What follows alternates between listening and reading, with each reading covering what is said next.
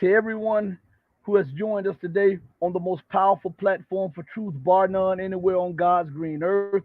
This is your platform for education, elevation, and edification. This is the Red Pill Diaries. And I'm your host, your brother, and your friend Rashid. As we await Carl to join us in the booth, I want to just talk to you for a minute before we go into all of these different issues. But before I do that, I want to thank everybody who will join us and who has joined us on Rumble, Odyssey, Twitch, Twitter. Well, Twitter we just got knocked off, so not Twitter.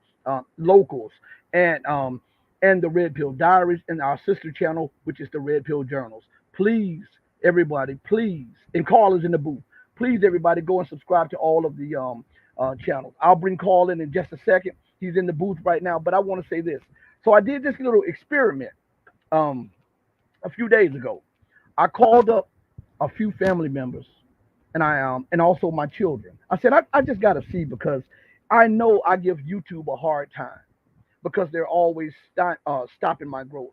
And I said, so hold on, I want to do an experiment. So I had about all in all about 12 people subscribe. I wanted to see what would happen.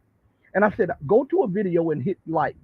They did it, and within 20 minutes, the likes were gone. And also, on top of that, all of the subscribers were deleted. All of them. So I know now that this is, without a doubt, without a shadow of a doubt, a quiet or a covert censorship. Good to see you again. Yeah, man, it's good to see you. I was just saying that I did an experiment to see if YouTube was really taking my numbers, and they like took them. And so there's no doubt about it that it's a stealth censorship on this platform. But I'm okay with it, Carl, because I have friends like you that don't mind joining me. And as long as we can reach one person, to me, that means everything to me because that's one less lost person out there, and they can see what's going on. So with that said, Carl, what is going on with this political crisis in America and the lunacy of Joe Biden and his circus and sideshow? Last time we talked was a week ago, and what a week it has been. First, we had the failed Trump assassination, and now we have this whole circus around DNC trying to get Biden to step. Well, they did. They got Biden to step down, but it was so obvious Biden didn't want to go. He was dragged screaming from from going for another term. But the fact is, if they're saying Joe Biden is unfit to run for another term, does that mean he's fit to be the president now? I mean, like if they have a problem with him to have a second term, he still have 6 months left. I mean, he potentially could do a lot of damage in those six. I mean, he already done a lot of damage, but he could do even more damage. Now he's very angry at being forced out by some of his supposed allies, including Obama. Everybody's pressuring him to go, and the way they did it is they leak it to the major news network. So everybody now knew Biden didn't want to go, but he was forced to go. I mean, it's very embarrassing. And people, I think there was a Twitter person, China handle on X. He made a very interesting observation. He said he thinks the reason Biden is fighting to stay in the presidency is really to cover for his son Hunter, because Hunter is going to be prosecuted for corruption if Trump becomes the president, and it's very telling that when everyone is telling Biden to go, Hunter is very, very much telling his dad to stay in place, stay the course, because his ass is on the line. And I think that's very logical. I mean, it makes total sense. Like what's this is just, and then all these liberals are coming out out in the open, making a complete ass of themselves, crying over Biden giving up his position. You had Van Jones crying on a major network. I mean, like, Who are you kidding here? This is a performance. Everybody knows the performance. So why do you continue to embarrass yourself like that? Mm-hmm. There's a Chinese professor, an ethnic Chinese professor at MIT Sloan School of Management, by the name of Yasen Huang. I mean, his whole shtick since 2000 has been saying India is going to surpass China because India is a great democracy and China is not, right? I mean, 20 years later, he's still saying the same thing. He has a tweet. Let me find the tweet. I actually quote tweeted it. Um, and he's just like Van Jones, man. Like Van Jones broke down on air. Yeah, but Yasen Huang wrote a tweet. He said, "I have not cried for years, but I'm crying uncontrollably now. I feel so proud of my adopted country that has a leader so selfless, so dedicated for the good of the country." I mean, are you kidding me? What's wrong with these people? What is wrong with you guys? Like everyone knows Biden was forced out and he didn't want to go. And they're still trying to concoct this fiction that Biden selflessly gave himself up for the country to have a better future. Are you kidding me? Obama have to step in and tell Biden, you have to step down. And this is another thing relate to what we talked about last time. U.S. go around the world lecturing people on democracy and freedom. Mm-hmm. And here we are, the president of the United States, the greatest democracy on earth, is being forced behind the closed door to have to step down, to have to give up his bid for re-election. Nobody voted on this, by the way. I mean, nobody's gonna vote for Biden anyway. But this is all done behind closed door, and they decided, Kamala Harris is gonna be our next candidate. Who voted for it? Besides all the Democrats, big shots, like all the guys manipulating behind the scene. And this is supposed to be a democracy, and I'm just curious how Hillary is feeling at this moment. When DNC chose Kamala Harris, right? And so this remains interesting. I'm gonna be interesting to see if Clinton is gonna make a bid to either for the VP position or to be on the cabinet of Harris again. This will be interesting. I have something that I think about the situation. I believe that in some of the people that are the elite, they see that America's economy is going down the tube. They see her influence going down the tube. They're seeing her being challenged on every end. So I think the forcing out of Biden and the choosing of Harris was strategic, and I think because they are trying also to woo India away from the BRICS, and Kamala Harris is part Indian and she's part black, and I think it's just a more subtle way to tell Africa, look, we have a black woman. Tell Indian, hey, she's part Indian, and they can put a cooler face on imperial hubris, even though the shot callers are behind the scene, but the world will see her as America trying to rein in its imperial ambitions when in reality she's just a puppet being moved by the puppeteers to try to buy a little more time for the empire. What do you have to say about that? I just saw another tweet on Twitter. He's a black Canadian guy, and he said, "Isn't it odd? All the supposed black presidential candidates are trotting out, whether Kamala Harris or Obama, like their black part of the heritage all trace outside of the country. Their black part of heritage is from somewhere else rather than African American. I mean, Kamala Harris' dad is from Jamaica, and Obama's dad is from Kenya. What does that say? What kind of message are they sending here? It's like you're only going to be a black president if your parents are actually not American. and, Right. I think you're onto something about Kamala, and they're playing off his Indian heritage, because now you have Trump's VP pick, JD Vance, who's married to an Indian American. That they're also, Mm-hmm. the Republican is also going after the Mm-hmm. Indian American vote. Because Mm-hmm. the Indian American, they're the up and coming, the new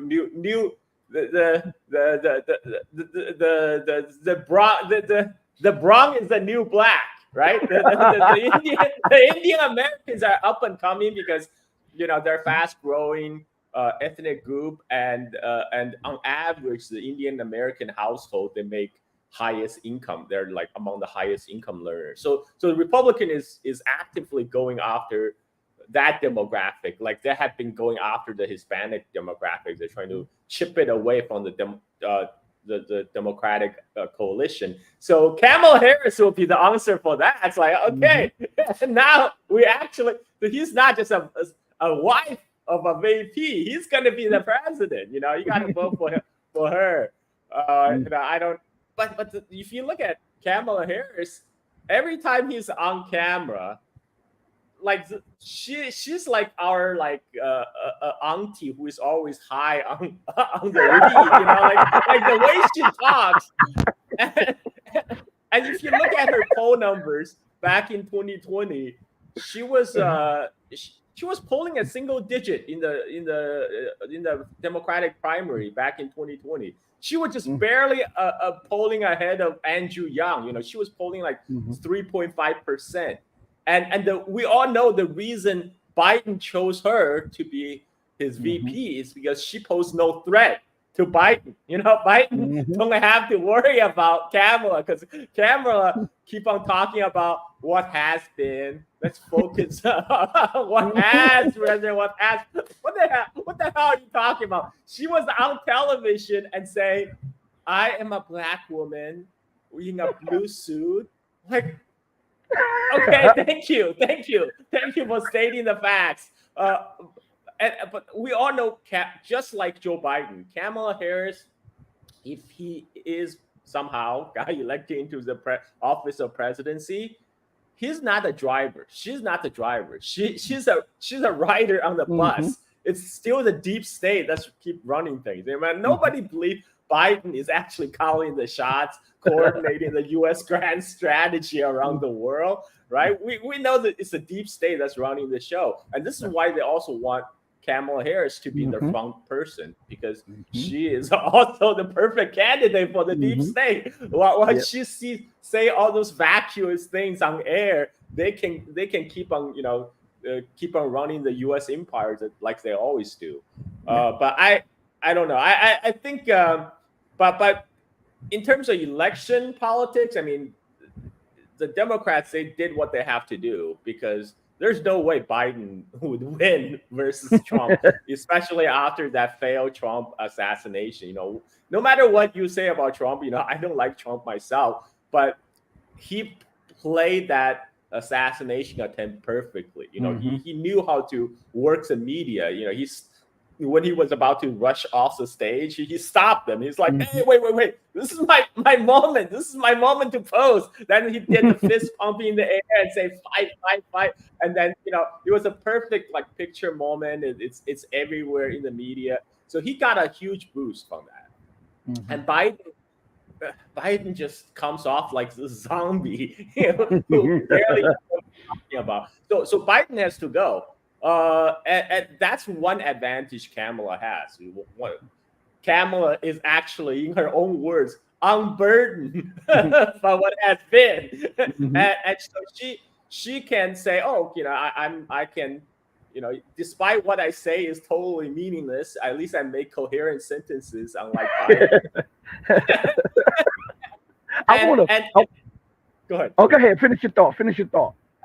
And a lot of the hate lately has been focused on the person of Biden, because people calling him Genocide Joe for enabling the Israeli genocide on Gaza, in Gaza, whereas Kamala is mostly stay in the background, even though we know her politics is exactly the same. She's also like rah rah Israel. Israel Mm-hmm. could do no wrong, but she hasn't been at the forefront So she's kind of shielded by the fact that she hasn't done anything.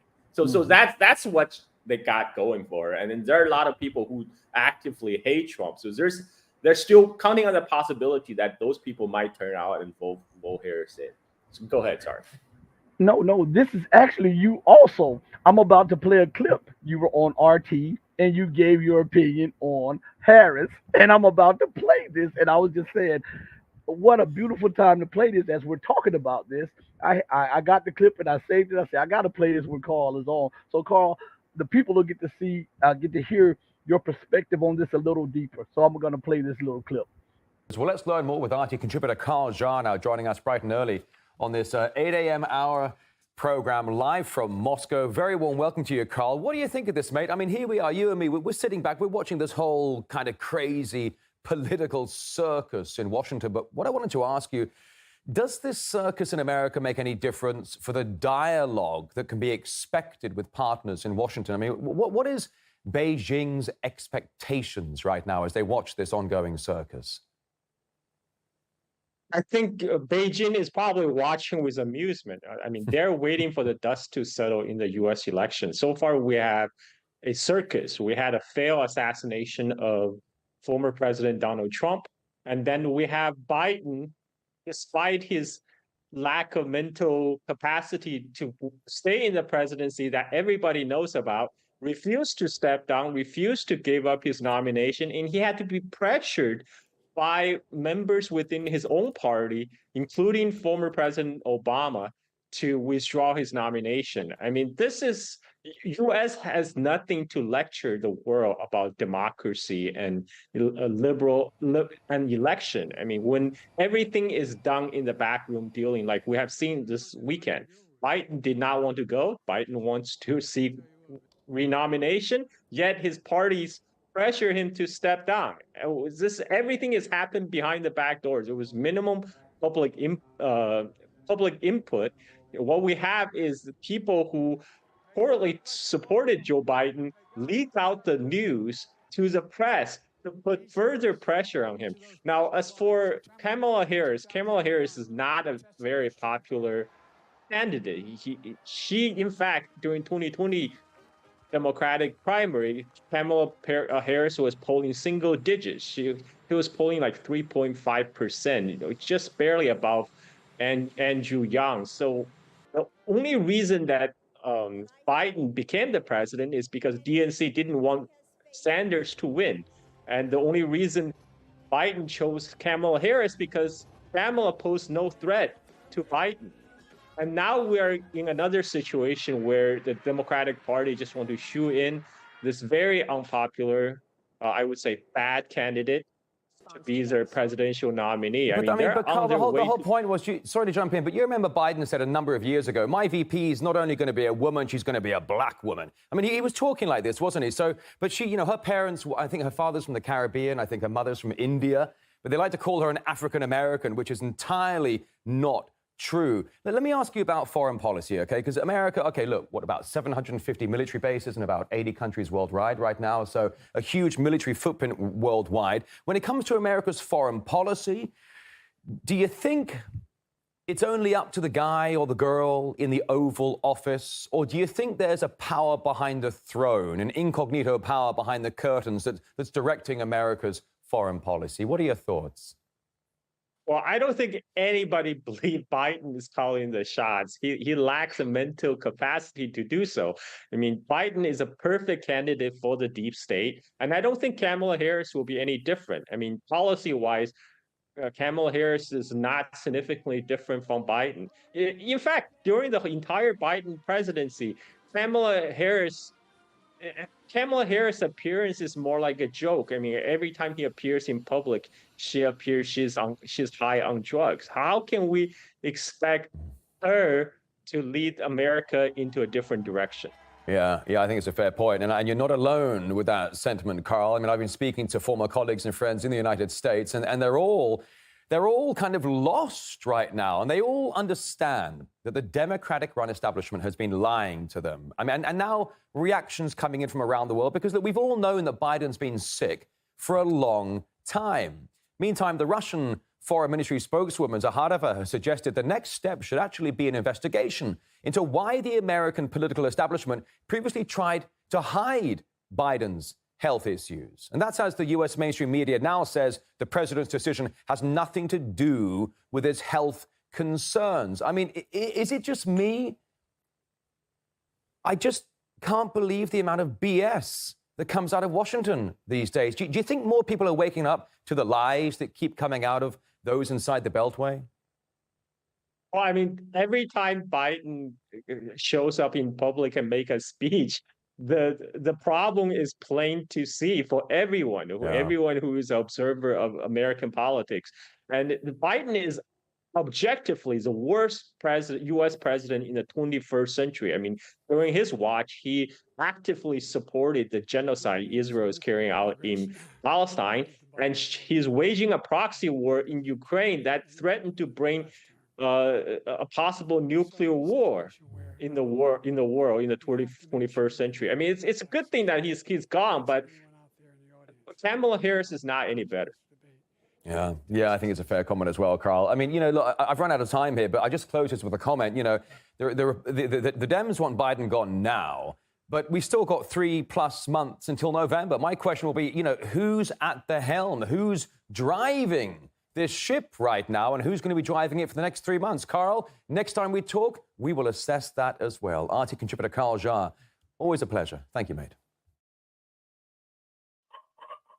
And Carl, going back to Kamala Harris and the DNC, I do believe that it's a play not just to shore up support for the DNC, but as I say, I believe it is also to reach out to India a little bit to try to pull India into his orbit. Because remember when Donald Trump was president and he invited Modi to the United States and they went to Texas and there was a stadium full of people greeting Modi, who I might add is responsible for genocide also. People forget about this. Modi is responsible for genocide. So I think it's a two-part play, a play to shore up support for the DNC and the candidate, and I also believe it is also to try to show India, hey, look what we're doing. We're having a part Indian presidential candidate. How about you come and we will help you? Because a lot of people don't know that the United States and India also has I forget what it's called, but they have an agreement where the United States can use certain bases in India and vice versa. And I think all of this is done with China on the mind. I truly believe, I think this is, they are looking at China as the greatest threat because China is a power all unto itself. It is self-sufficient. It's independent. It is not buying the stuff that the West is selling. And it is a non-white, non-Western nation that has now economically surpassed the United States, politically surpassed the United States, and with the next few months, I believe it will be militarily surpassing the United States because it will have the largest army, the largest navy, and the largest air force in the world. And I think this is freaking the power structure in the West out. What do you have to say about that, Carl? Well, I like to say India has always been the great white hope of the Anglosphere ever since 2000, since the rise of China is on the horizon.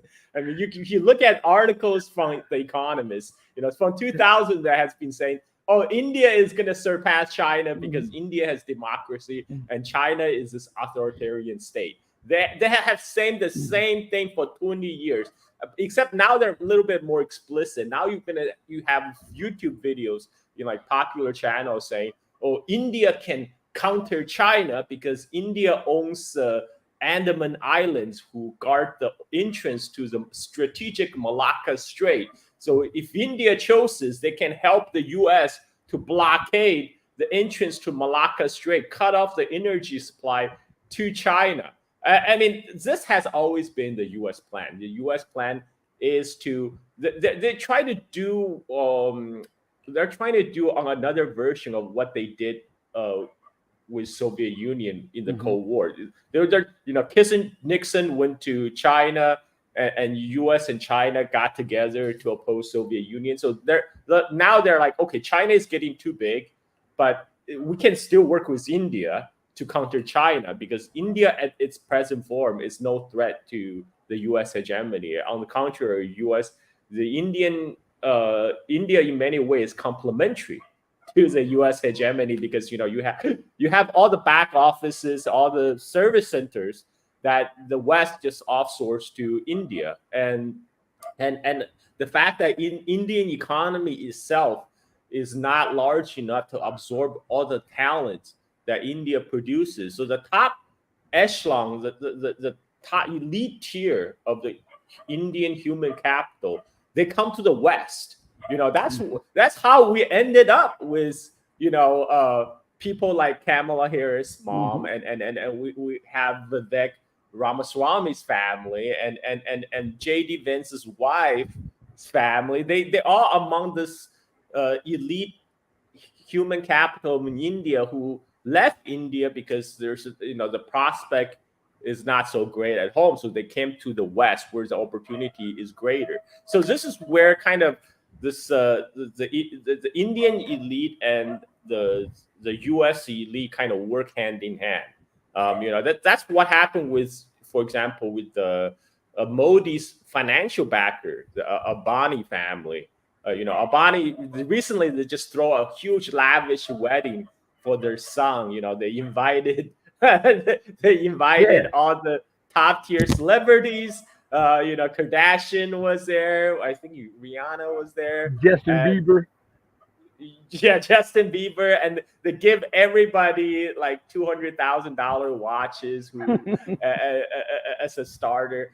And I mean, like this, all this wealth that Ambani was able to accrue, or part of it is their collaboration with Modi, their support for Modi. So and one of the manifestation was they kicked out TikTok from India. So Ambani, because Ambani has ambition to dominate the Indian social media, so he worked with the Modi government to kick out TikTok on national security ground. The same ground that U.S. is trying to ban TikTok.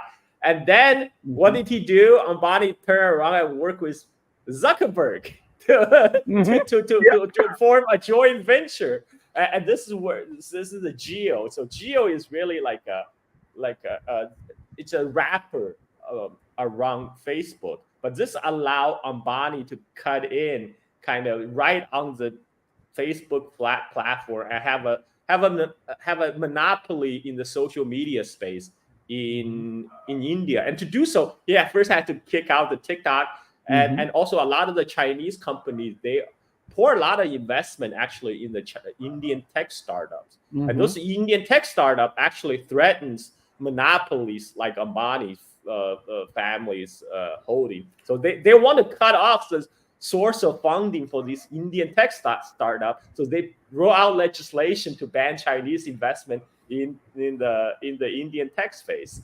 So I mean, you see similar things in US now. People are now complaining. Tencent have too much investment in, like, for example, in gaming. They own the Riot Games, so on and so forth. And so this is why there's kind of India at the present is more complementary to the U.S. hegemony than working counter to it. This is why they're more comfortable to work with India to counter China. Of course, eventually, if India do grow powerful enough, then U.S. then will do the same thing to India. John Mearsheimer was very explicit on his recent interview on Indian television when the host asked him, are we in a multipolar world? What about India? Is India also one of the great power? And John Mearsheimer told her, yes, we're in a multipolar world now, but India is not yet a great power. It's aspiring to be a great power. And by the time if China ever decline, China ever collapse or whatever, and then India takes its place, to be the emerging superpower in the global South, then United States for sure would counter India just like they're countering China, because the whole point of U.S. empire logic to stay to be the top dog. But for now, they feel they can play the Indian cards against China, and I'm sure like the Kamala Harris ties to India plays into that. Like Modi at one point was persona non grata in U.S.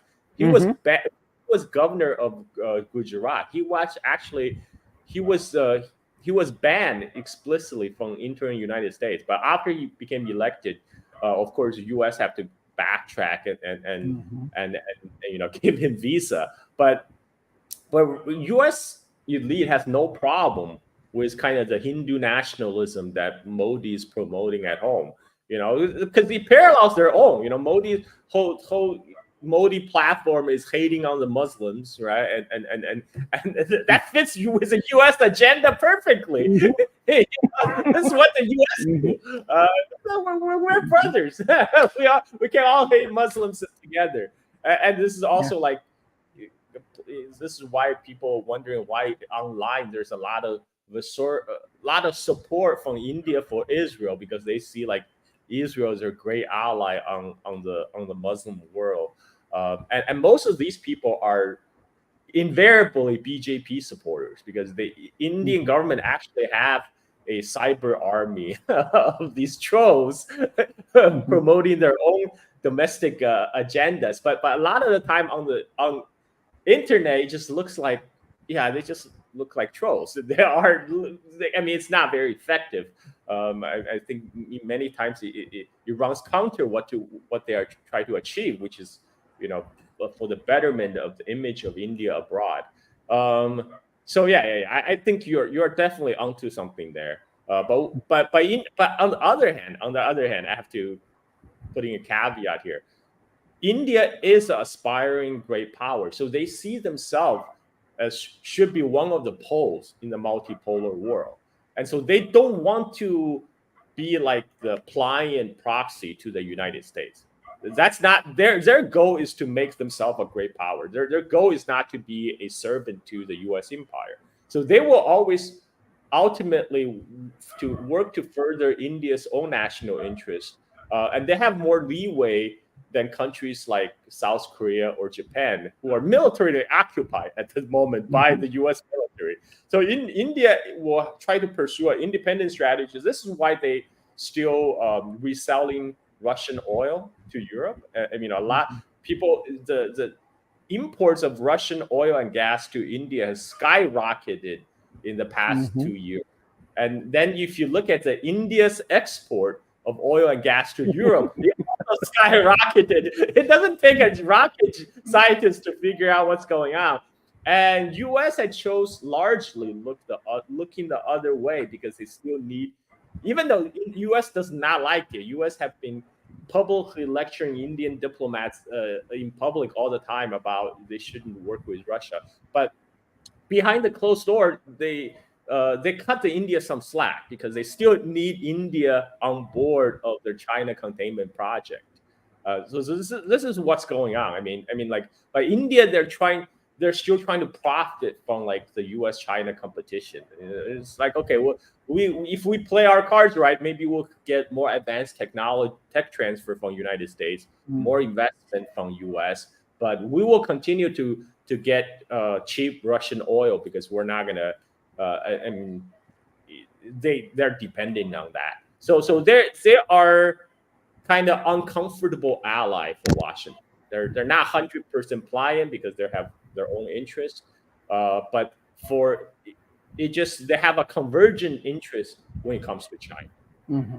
And I think that India has never gotten over the fact that prior to the '62 war, that they were in a slightly better economic position than China, and China not only surpassed them, they ran laps around them and built up industry, and they become an independent power. And on top of that, they lost the '62 war, by a huge margin, and they can't get that out of their psyche. But it's crazy because they will work with the United States and they will work with the UK, and the UK colonized them and stole trillions of dollars from their economy, and they can get over that, but they can't make amends with a neighbor that you can't pick China up and put it somewhere else. They're your neighbor. It seems like to me they would be dashing to try to find a solution to the border crisis so that their economy can prosper, because a lot of people don't. China is India's largest trade partner.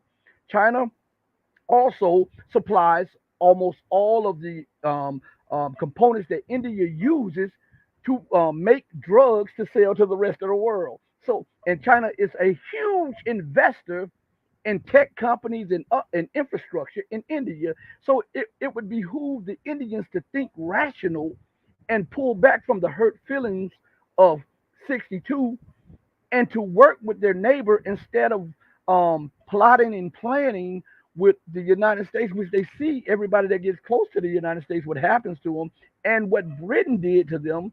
And do they ever just sit back and say, hey, the reason we had this spat with China is because we were occupied and they just left, and they left this McMahon line that China never accepted, and China told them that they never accepted it. I mean, I mean, to me, they are in a self-defeating circle if they do not analyze this the way it should be. What do you have to say about that, Carl? So I just recently read an article. I forgot whether Economist or FT. I have to dig it up, but the gist of it is saying right now the Indian business community actually want Modi government to tone down the anti-China rhetoric because they want to do business with China. They see much more potential for growth with Chinese investment, with Chinese trade, and they don't want the border tensions to impact their business. Whereas the Indian public is going the other way because Indian media has been manipulating the news for decades. Now, a lot of the Indian public want Modi to go even more hardline because 70% of the Indians public right now surveyed say they believe India could win a war against China. That's how much brainwashing their media have been, playing tricks on them because they're not telling them the truth. I mean, because a lot of people, especially India has 1.4 billion people. There's a lot of many people who travel outside India. They're cosmopolitan.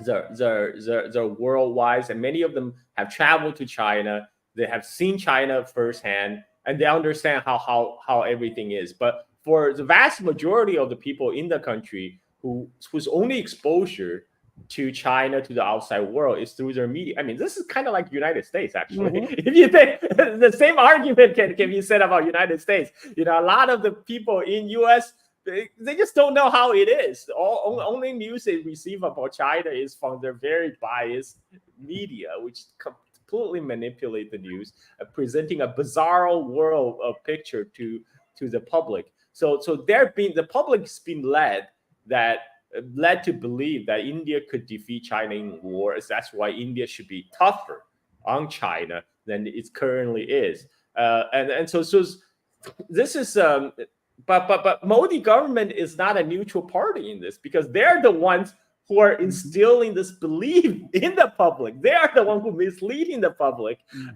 They're the one who's stoking nationalism in India.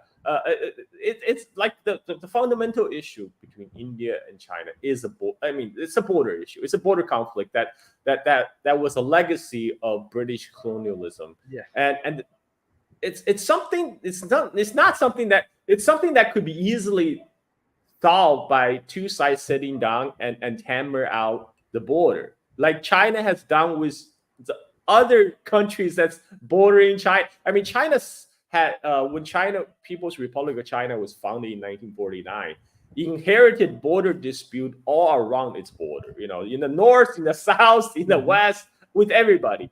But by 2000, China have settled all its land border dispute. I mean, China still have maritime border dispute in South China Sea and East China Sea, but on land, with all the countries border China on land. China have settled all the land border dispute, with the exception of India and Bhutan. And the case of Bhutan is because Bhutan's foreign policy It's run by India. being controlled by India. So you see the common denominator here. There's a common denominator here. And you know, China settled its border with Burma, with Vietnam, with Laos, with Russia, Kazakhstan, Tajikistan, Pakistan, you know, Nepal. China settled its border with everybody except India is the last one that's holding out, because India feels like we don't need to negotiate. We just tell you where the border is. You just accept it. But that's not how it works in negotiation. Negotiation is give and take. You can't just dictate. And so this is the border issue is one. But I think you are also right. Another point about this competition, so to speak, is the defeat in the war in 1962, and also the China's economic takeoff. Because I grew up in China in 1980s, and I remember back in 80s, the GDP per capita in India and China about the same. You know, sometimes some years India even pull ahead. You know, if the monsoon was really good that year, the India GDP per capita actually pulls ahead. It's only until 1990, after 1990, you know, when the Chinese economy really took off. And then you never look back. And you know, this is what I like to say is India actually have respectable GDP growth numbers. You know, it actually is doing better than many other countries in the developing world, in the global south. But unfortunately, they always compare India with China, which does not make India look good. That's the problem. You know, if you compare India's growth numbers to other countries in the global south, you know, it's respectable. India has been posting high growth numbers year after year. But when stack against China, it's kind of magnitude difference. I think this is why, you know, especially a lot of the people among the Indian elite, this is kind of hit on their ego. This hits the ego, because it's like, you know, we used to be the same neck to neck with China, and then Chinese economy is now 5 times the size of India. I mean, it's a big change in the last this is happening in the last 30 years. And so this is a problem. This is a hard problem to solve, because as long as, like, this, you know, I'm tying back to U.S. again. You know, remember what Putin said about U.S. Putin says the problem with the U.S. is the mentality of hegemony. Unless the U.S. elite gave up on this hegemonic mindset, no matter who is the president, nothing is going to change. Well, with India, it's very similar when it comes to China. They kind of have to give up this mentality that somehow they're superior than China, they should be better than China. They just work with China. You know, like both countries can profit and grow together. I mean, like they have to step away from like some kind of zero-sum mentality, like your loss is my gain.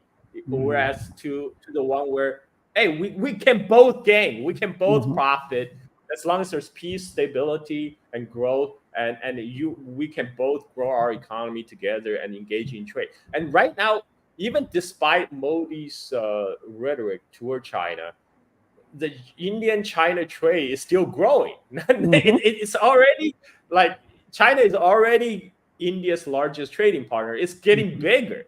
It's getting bigger. They're just trying to limit now. They're just putting all kind of limit, clamping down on the China trade, but it's still growing because the Indian businessmen see opportunities in trade with China. That's why they want the government to just cool off a little bit, just like, you know, cool off the temperature a little bit. But India, there's a lot of things at play, because Modi, his party need to stoke the public sentiment. He need to stoke the nationalism in India to stay in power. You know, like he got to show I'm the tough guy. You know, I can put China in its place. and I am now aligned with United States. We're going places. That's how he's selling the message to the public. So this is going to be a persistent issue for foreseeable future. I'm afraid. I mean, it's really unfortunate because China and India working together have so much more potential. Together they compose, like almost almost half of the world's humanity. Like between China almost and India 3 billion together. people. Yeah. And Carl, we also forgot about Nikki Haley, another U.S. Indian elite. And also remember that there were British holdovers that are in power, just like in Pakistan, they're in power in India. And my friend here, shout out to Mr. Freeze, Lord Freeze. That's my guy. I actually know him personally. That's my high school friend all the way up. And he says, question, why hasn't India broken away from the US like China broke away from the British to become independent in terms of the economy and the infrastructure? This is a very good question because India, they try to go on their own, after independence. This is why they kind of lean towards Soviet Union. And Nehru talked about building a socialist economy in India. But what happened is that got kind of mired down in bureaucracy and corruption. And then in 1991, that's when India decided to make a big reform. And when they talk about reform, they're opening the market, but the way they did it is kind of a turn toward liberalized economy. But we're talking about the liberal free market economy. But they're doing it with Indian characteristics. So they're not completely open. There's still a lot of restrictions on foreign capitals entering into India, for example, because they want to protect domestic industry correctly. Well, that's a correct instinct, but there's still a lot of red tape. So what ended up happening is India economy, even though they opened up and even though they still have a lot of protections, it became more and more dependent on the West. If you look at service sector, for example, that's one of this big growth sector in India that everybody talk how wonderful it is, the growth industry, the software, etc. But if you look at these industries, most of them depend on the West. Because they have the Western country outsource their IT their IT needs to India. That's what all the back office work, all the service centers, that kind of stuff.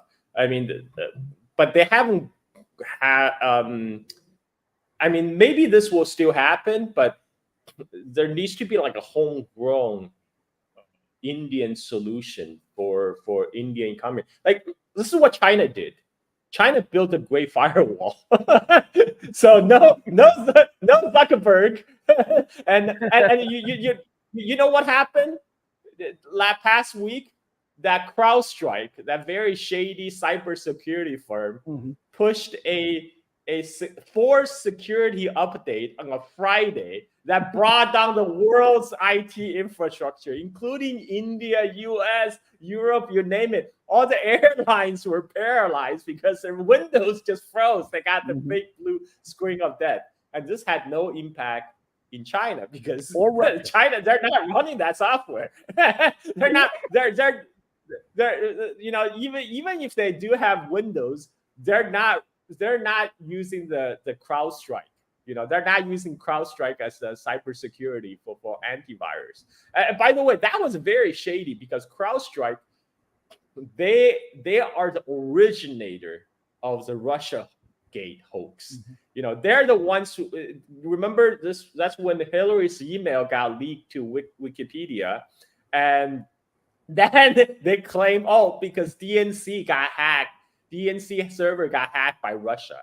And the originator of that lie is a CrowdStrike. And CrowdStrike, they later when the FBI contacted them, they're like, no, sorry, we can't give you the evidence. It's all we cannot. It's top security, and they did not reveal the fact that at that time CrowdStrike in fact worked for the Clinton. They were hired by the Clinton, and what did they? And CrowdStrike also behind the claim, behind the big North Korean, they claim that North Korea hacked Sony to in revenge for that Sony movie about North Korea. Yeah. It's also CrowdStrike, and the CrowdStrike's going around. So they are embedded with the U.S. intelligence services, and then they go around to tell all these big corporations, you have to buy our software, you have to buy our services for cybersecurity, because the dangers posed by hacking from Russia, from China, from Iran, from North Korea. But don't worry, we will protect you. And guess what? Then what did they do? They brought down the whole globe with them. And they did that because they have a very people were looking into it. What happened? So supposedly they had a very basic, a very common mistake, a null pointer written in C++, which is an ancient language, and but it's a language that's written for drivers, for Microsoft, and the okay. So the first problem is the CrowdStrike. They install this antivirus, like cybersecurity software on your computer, which means they're monitoring all the traffic that's coming to your computer to supposedly block out all the malware and virus and stuff. Which means they have admin privileges.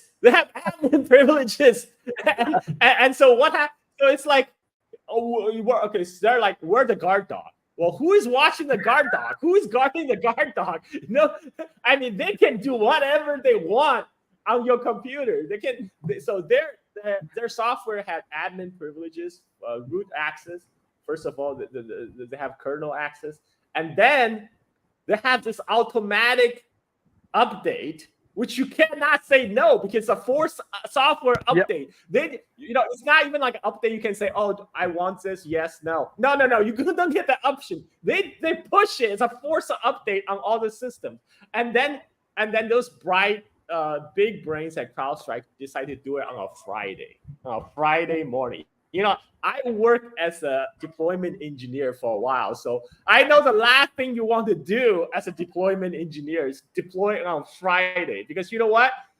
If something screws up, you are giving everybody an early weekend, and your weekend is screwed. You're going to work your ass off the rest of the weekend trying to patch up the problem. You don't want to do deploying on Friday if you can't help it.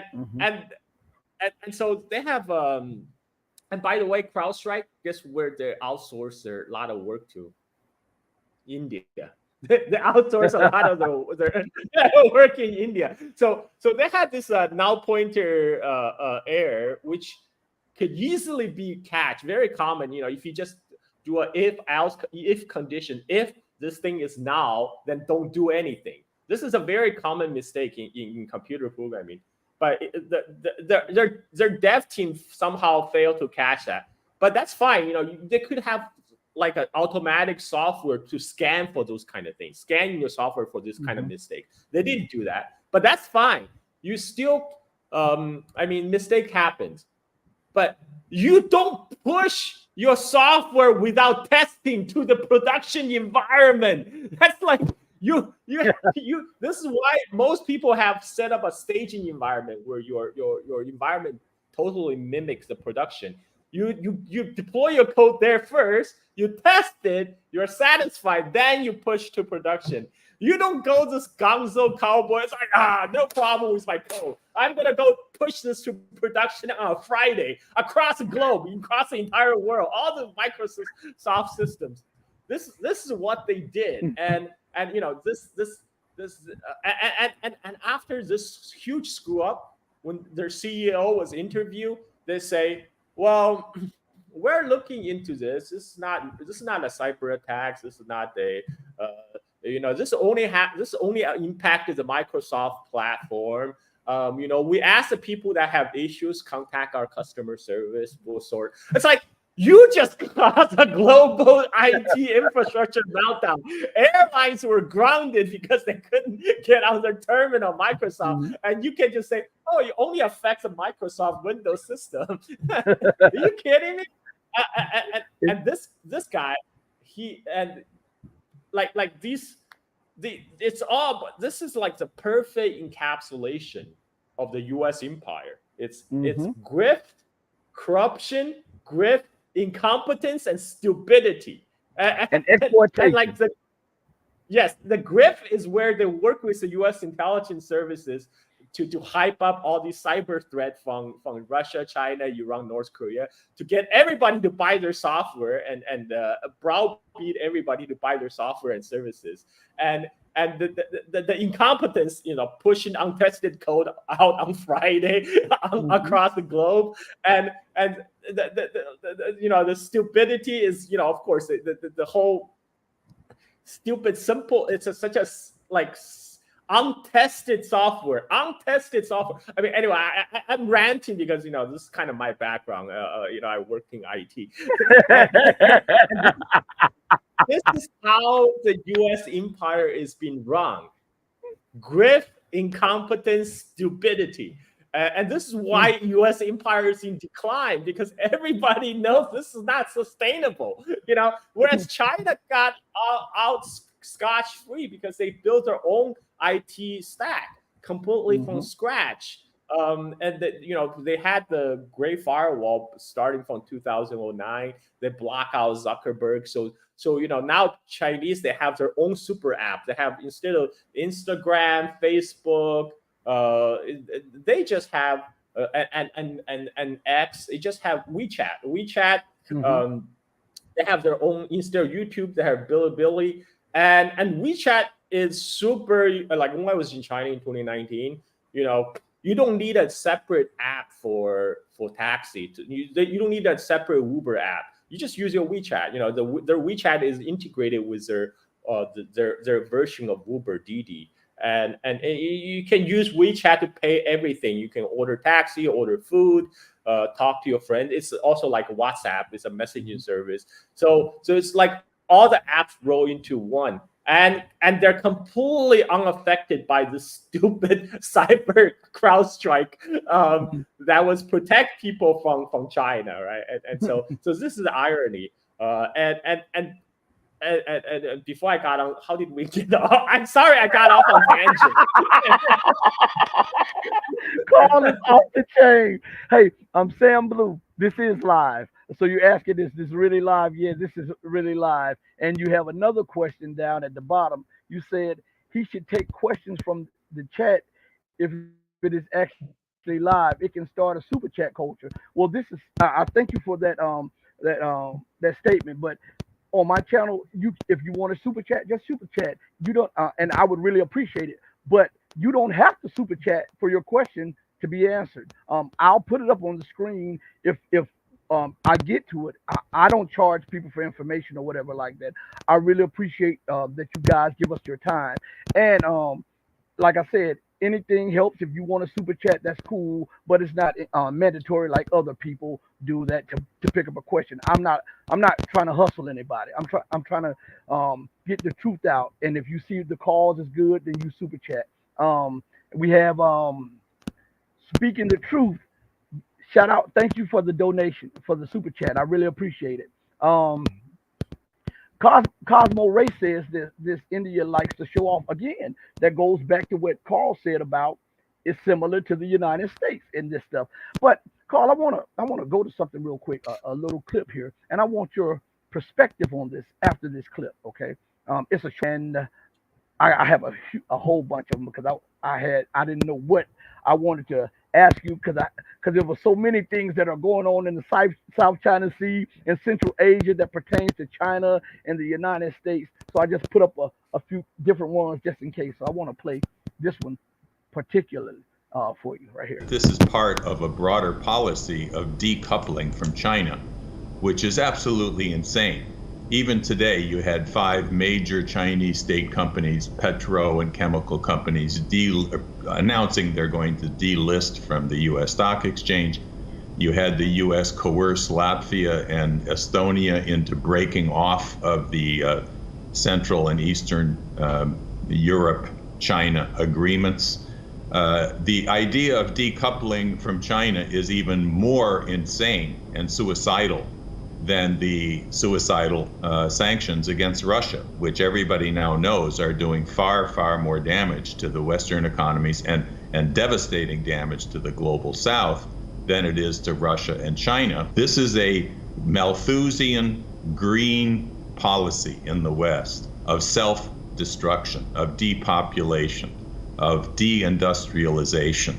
And the sanctions policies, which supposedly are over geopolitics, actually go hand in hand with the self-destructive Green New Deal in the West, which is it's just leading towards a global hyperinflationary collapse of the Western financial system, the dollar-based system, and can only be seen as suicidal and has to be reformed.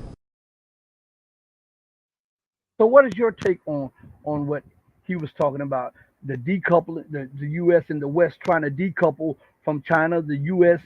Putting pressure on European nations to force China's companies out of tech investment and 5 and 6G technology, and it's to those nations' detriment, and yet they will bow to the U.S. dictates, and like the European Union stated the other day that they see China as a threat, and that they are against their interests, and that the now the South China Sea in Asia has become the focal point, and that the EU will not hesitate to act upon its own morals. We know that was the United States behind the scenes, but what have you to say about that stuff? Yeah, I saw Ursula von der Leyen's speech in EU about how he vowed to stop China from invading Taiwan. Well, first of all, you and what army? I mean, Ursula, you are the president of EU Commission. You command no army, no air force, no navy. I mean, what authority do you have to stop China? Actually, I don't even know what her job is. I mean, other than acting as a spokesperson for Washington in Europe, what does she do exactly? I mean, people in the comments were saying she facilitates. She's a facilitator. But I mean, come on, like you can post all day. I mean, she went to like a Finnish nuclear bunker, talking about security for Europe. What do you do, Ursula? In it, like all she does is demonstrate to Washington, I am your reliable, loyal vassal to do whatever to pursue your interests on behalf of Washington, rather on behalf of the European interests. That's what she's really signaling. But EU, are you kidding me? Like, I mean, they're not even NATO. EU is not even NATO. Like, what's EU gonna do? And about decoupling, I think I talked about this last time. There was a clip surfaced by the former Trump U.S. under the former Trump administration. She was a U.S. ambassador to NATO. I think her name is Kay Hutchinson, and she talked about China. She said, "Well, U.S. greatest strength is our economy. China may have a big army, their navy is growing, we know they have nuclear weapon, but what if they're starting to break down internally? What if they suffer internal problems? Our best leverage is to cause a collapse of China's economy." I mean, she's publicly talking about this. This is just to bring harm to 1.4 billion people, just so U.S. can remain the top dog in the world. But this is what she's just speaking out aloud. She's just like, these things are not supposed to be voiced in a polite company, but she's just speaking out loud like Trump usually do. And this is what they think. And the problem with the U.S. elite at this point is just like the 71% of the Indian public who believe that India could win a war against China. These U.S. elites starting to imbibe their own propaganda. They're starting to believe their own propaganda. And so now they really believe, oh, it's easy. Chinese growth is all because this is what they believe. They believe the only reason China got to where it is today is because of West. Because we let them make toys for us, make us toys and shoes. This is how they got where they are today. And if we're just going to cut that off, they're going to go back to Stone Ages. That's what they believe. It's so cut off from the reality. China, like now they have driverless taxi in Chinese cities. You think somehow, and actually a lot of people don't even realize export as a percentage of GDP in China has been declining ever since 2013.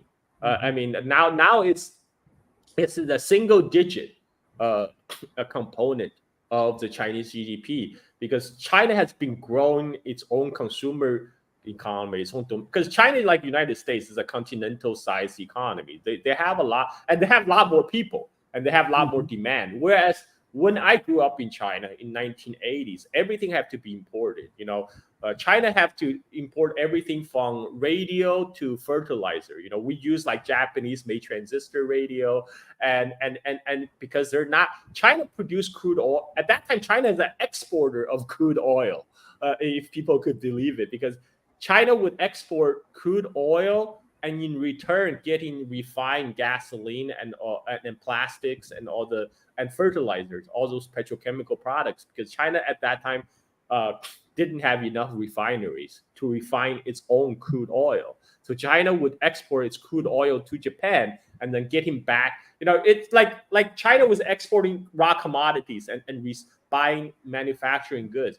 What really happened is the substitution, import substitution. So while China was making all these goods for export to the other countries, they're also making goods for themselves. So in the 1980s,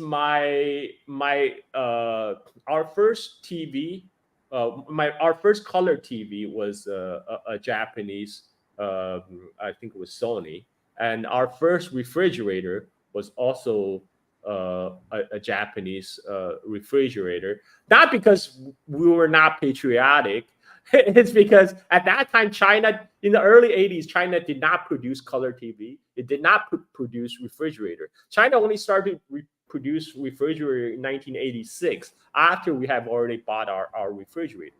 So what happened is, as year progressed, as China is learning to make goods for the West, they're also learning to make goods for themselves. So they no longer rely on imports from abroad.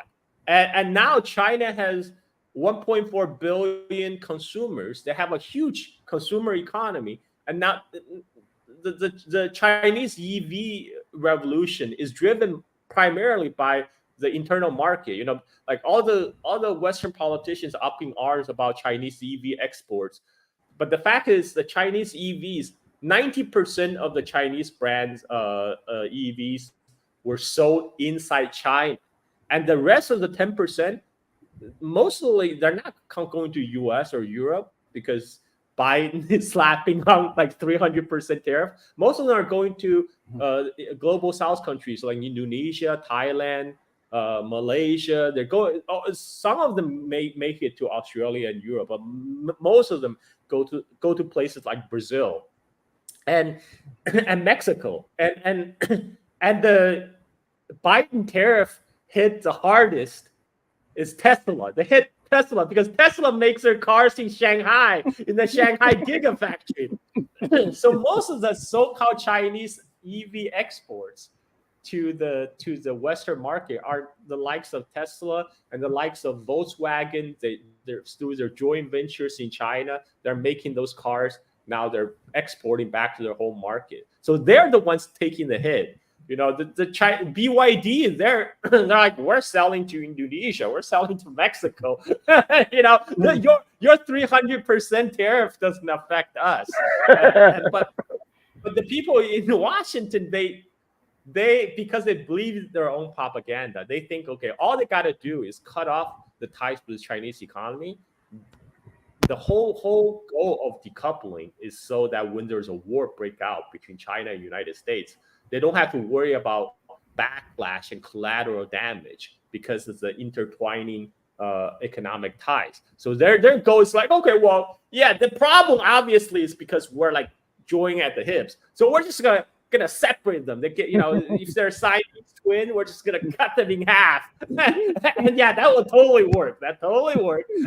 and then we can wage war against China. That's the whole Pentagon plan. But nobody is calling them out on this. This is like your plan is fundamentally flawed. When even Lockheed Martin, CEO of Lockheed Martin, has come out and said, yes, we do rely on the component source from China. We do not expect decoupling to happen 100% because we do need component source from China. The U.S. military-industrial complex today, as right now, would ground to a standstill if they do a complete decoupling today.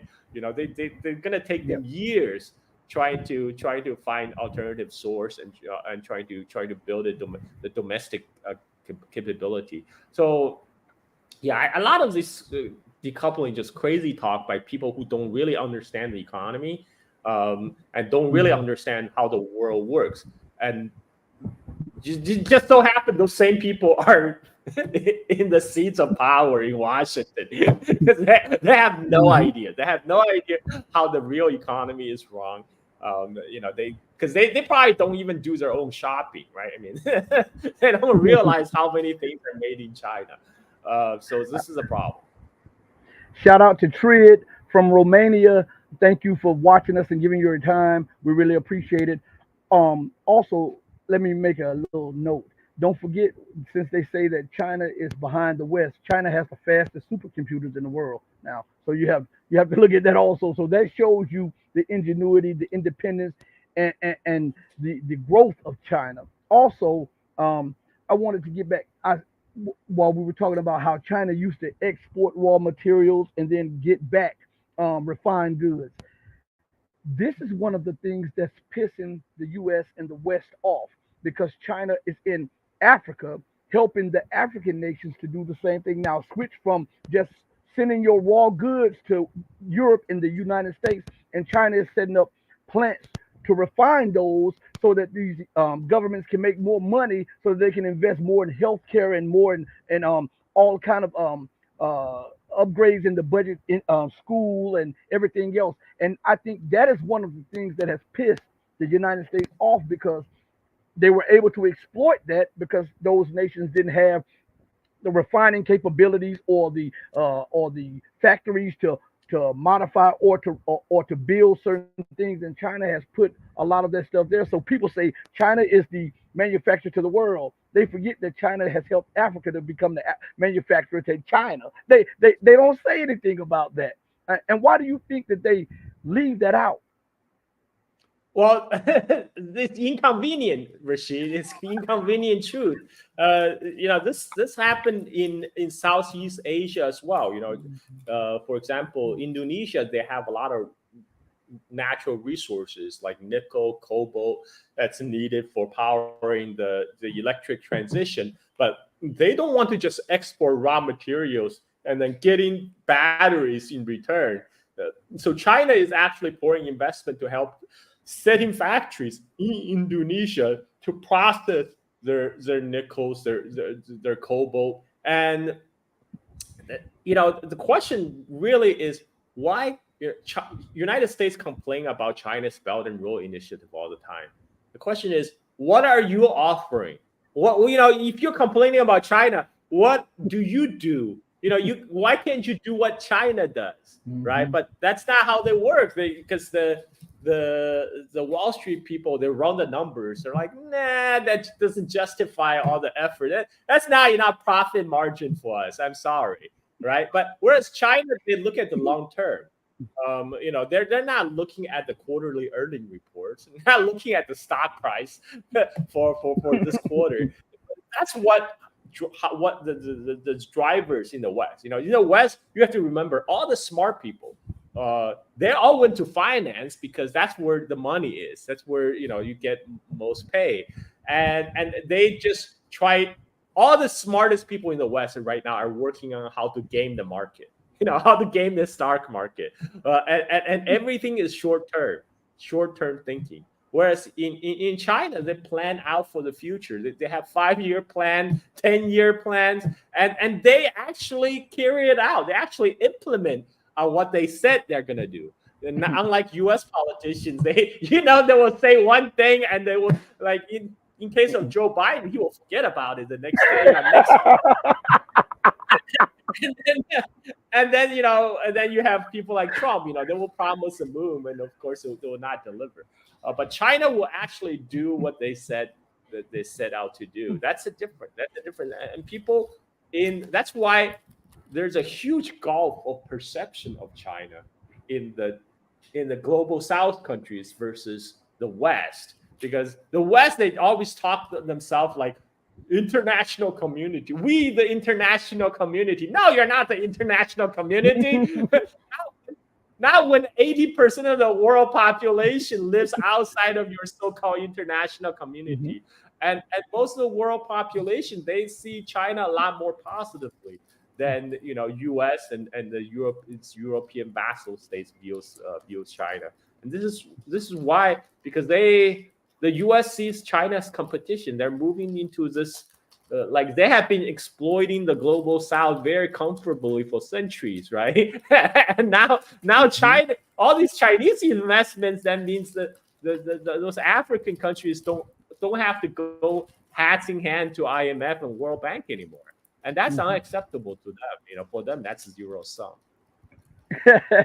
Yeah, I want to play this clip here, and I want you to give me your take on it afterwards. It's a short clip. It's about 2 minutes, so I'm going to play it. Well, I'm sorry, I don't have any great expectations of good developments taking place in the United States. I wish I could say the opposite. I've got no opposition to the people of the United States. For example, in things such as opposition to the Vietnam War, when I first came into politics, I cooperated with many people in the United States. I have nothing against ordinary Americans, whatever. But what is the case here is that the United States is trying to impose positions on the world which are not in the interests of the people of the world. It means that, for example, the United States is creating a higher price for oil. It's trying to, if you take China, where I'm obviously involved because I'm working in Chinese university, it's trying to make people pay more for 5G by banning Huawei. It's trying to exclude Chinese companies from participating in the development of renewable energy, solar energy and other windmills and other things. And this is against the interests of the world. So we have a situation, obviously Iran has to pursue its own national interests. There's no problem about that. The United States pursues its own national interests also. But the point is that the national interests of Iran correspond with the general international interests of the population of the world, and the United States are against them. And that's why a very pleasant and good news about Iran's oil exports corresponds to that. It means the majority of the world's population doesn't want to go along with the US. They don't necessarily support Iran, they don't necessarily support China, which I'm involved with, but they don't want to be involved in the sanctions policy and the unilateral actions of the United States. So that's why Iran's oil exports have expanded. Before you comment on that, I want you to make a mental note of what he was saying, because I have a 1 and 24-second clip that I wanted to follow that up with, because it is very important that we hear these clips, because you see, everybody is starting to recognize that the United States is lashing out because it is no longer the dominant power, and it sees a non-white, non-Western nation as its greatest threat. But I want to play this clip here. And this is very important. I think, where is it? Right here. I believe this is the one. Well, because it's losing in peaceful economic competition. The United States claims its economy is dynamic, etc., but the real reality is that it's losing in the competition to China. I mean, if we take the situation in the pandemic, since the beginning of the pandemic, in the 3 years of the pandemic, China's economy grew 2.5 times as fast as the United States. China grew over 13%, the US just over 5%. If you take the addition to world GDP in this period, it's 36% to China and about 16% to the United States. Then if you look at the individual companies, the US can't compete in telecommunications with Huawei. TikTok has become the most popular, so therefore the US is trying to ban Huawei. TikTok has become the most visited website in the world, so the US is now considering banning TikTok. Hikvision is the best producer of cameras for surveillance, etc. I mean, for safety surveillance in the world. So the US can't compete with that. The US admits that the whole solar power industry is totally dominated by China. The US is losing in peaceful economic competition. The only place in which it maintains a lead is military, because it spends more than the next 9 countries in the world put together. So therefore increasingly tends to try to put things on a military terrain. And this is very, very dangerous, because the world wants to get on with peaceful development, but the US wants to move things more and more towards military actions. So on an equal playing field, we see that China is not just catching up with America, it has lapped America. And when you look at the true size of the GDP, China has the largest economy in the world when measured by what the CIA and the IMF measures, which is purchasing power parity. And the Chinese surpassed the United States in purchasing power parity in 2015. It was reported on CBS, ABC, NBC. I have the clips on my computer. China surpassed it. Do you believe that because they have been so dominant, and because they've had the advantage in technology, and had the advantage in military, and had the advantage in the bully pulpit, which is the media, and also had the advantage because at one time the dollar was the unquestioned world reserve currency? Do you believe now that the empire sees all of that tumbling down and they look at China as the greatest threat? Do you believe that it is skewing their vision, and they are lashing out because China is a non-white, non-Western nation? Absolutely, absolutely. I mean, they have themselves has said that. The former Trump national security advisor said that. She said because China is not Caucasian, and the fact that but the problem is they still think they can reverse that process. They think, okay, we can if we just concentrate our power, which right now it's mostly in the military, to contain China, what they're doing is they're already waging an economic war against China, and like all these sanctions. They're now Blinken just now threatening more sanction against China because China continued to trade with Russia. These are just excuses. Their sanction on Russia is just a blueprint for their planned sanction against China, and the goal has always been economic strangulation. So China, the goal is to collapse the Chinese economy, like they said. So China no longer poses threat to the top dog position of the United States. But that's not going to work. I mean, they try that with Russia, it's not going to work. If they try with China, that will end disastrously for the United States. But the problem is these people are out of touch with reality. They're out of touch with even average reality of average working class Americans. They think they still... Right now, what U.S. is trying to do, even when they're trying to say, okay, we just got to bring the manufacturing back to the United States, et cetera, they're just going for military Keynesianism. They're like, okay, you know what? We are still strong in our military, so we're going to just put even more money into the military industrial complex. We're going to give more money to Lockheed Martin, to Boeing. What a great job Boeing has been doing lately, huh? And then they're and that's not gonna work, man. That's what they have. They're just doubling down on what they actually have been doing for past decades. They're like, okay, well, since only industry we have right now is building weapons, then we're just gonna build more weapons. Yeah, that's really gonna help. I mean, what U.S. working classes really need is okay, so if you work for those industry, maybe shipbuilding, you work in shipyard, okay, maybe you will see some tangible benefit. But even there, US have outsourced its shipbuilding to East Asia a long time ago, since the 70s. Now the US Navy has to go to South Korea and Japan for help for naval buildup, because majority of the world's shipbuilding now is in East Asia. 50% of them in China, and the rest, the other is in South Korea or in Japan.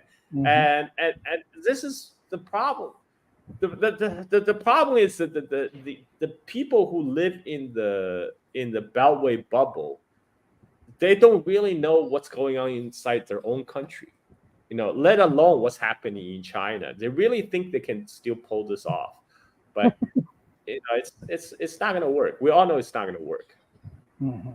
I'm gonna play one more clip for you, and because I know you're on diaper duty. my eldest 3-year-old just came up here and to look for me. I understand. I'm gonna play this clip, and I want you to give me your take on this, and we'll wrap it up after that. So I want you to pay close attention to this. Well, I this think is 1 the minute. idea of de-dollarization is one which is going to be necessary.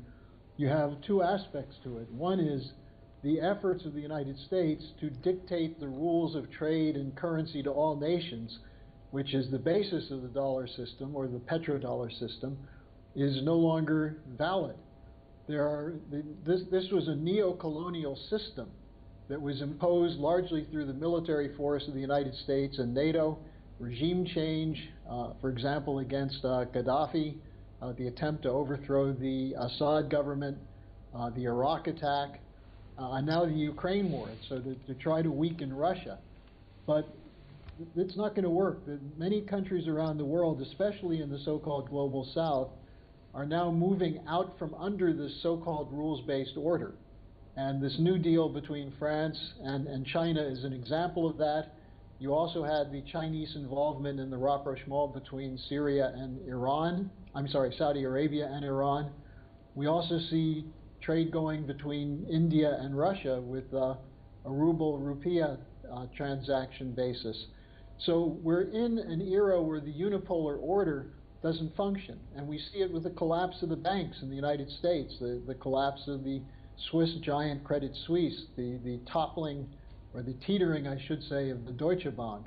So we're moving into a new era in which the emphasis will be on multilateralism rather than rule by one unipolar power. That sums up the dollar-based system pretty good. What do you say about the miscalculations? Because that's what we're seeing right now.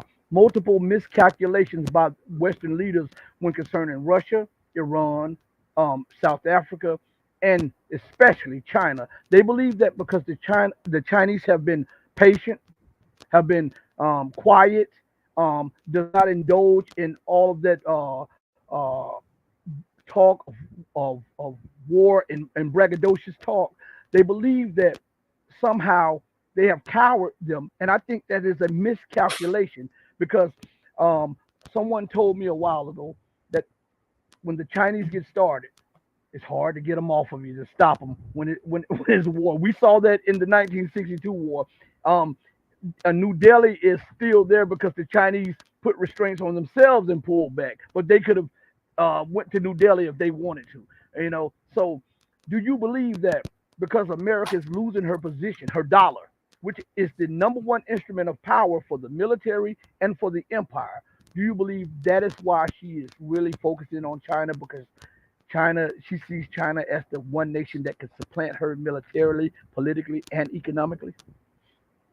They're really worried about China in the Middle East. I mean, back in 2000, so Alan Greenspan in his memoir about Iraq War, he already said United States didn't go to Iraq to grab the oil. They went to Iraq to dictate the flow of the oil, because even back in early 2000, China already industrialized, and U.S. itself is becoming more self-sufficient in oil and gas, whereas China was becoming the largest importer of oil and gas from Middle East.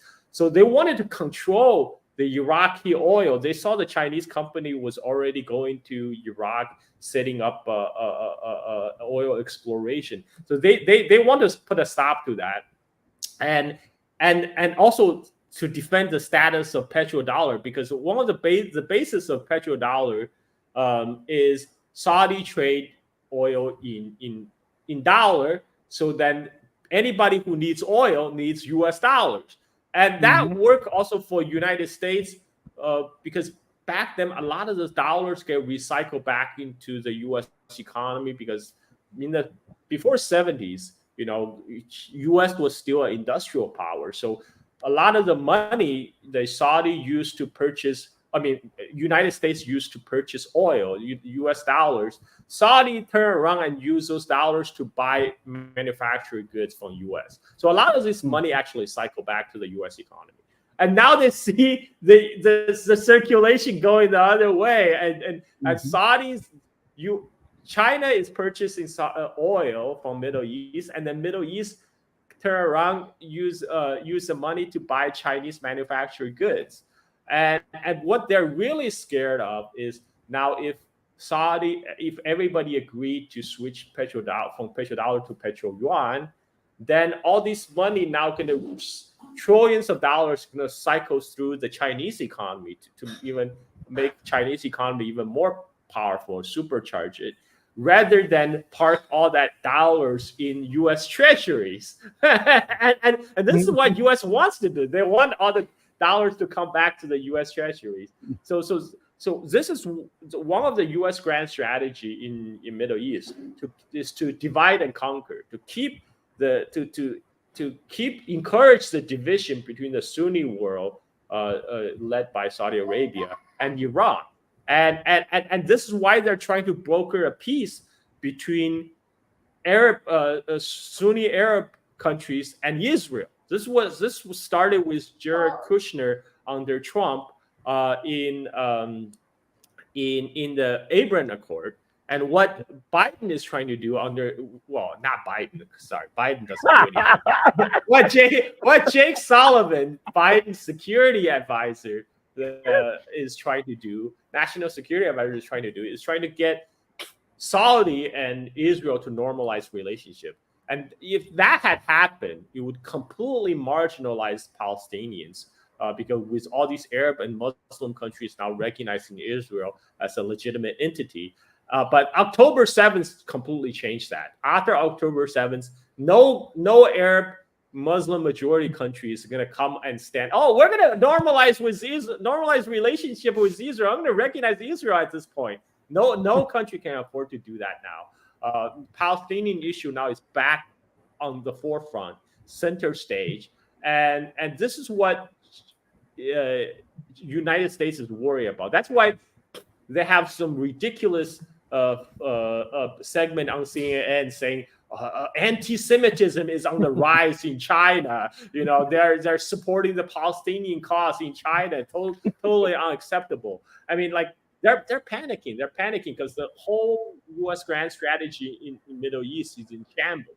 They're still pushing. They're still trying to put.